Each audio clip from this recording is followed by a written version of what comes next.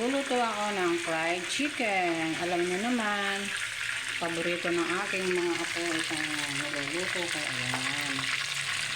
Ayan. Ito ang kanilang tanghalian. Ayan. At ito, magluluto tayo ng gulay. Ito yung paborito kong pechay. Ayan. Igigisa lang natin ito mga lalab sa bawang.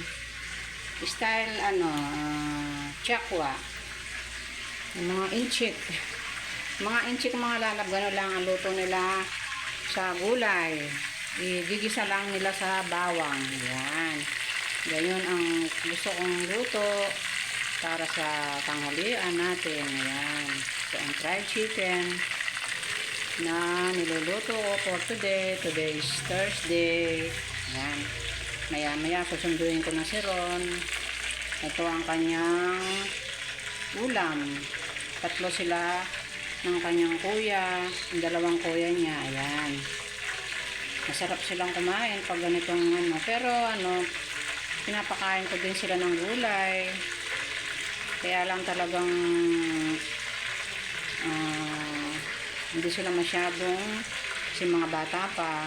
Pero yung kuya niyang college tsaka yung grade 9, ayun, kumakain sila. Pero si Ron, bihira lang mapakain ng gulay. Ayan. Namimili siya ng gulay na kakainin. Ayan. Ito ang ating for today's video mga lalab. So, nag-fried ako ng chicken. Ayan.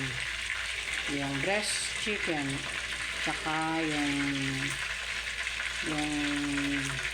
drumstick na chicken. Ayan. Ayan mga lalab. So, later mga lalab. Firman niya kasi Oo. Kumain ka na dito, nako. Upo ka na dito para para masama ka dito sa aking para makita ka sa YouTube. Dali. Pogi. Kunwari pag manood ka ng mga vlog namin ha. Para. Para lang. Post mo. Para lang bukan lang.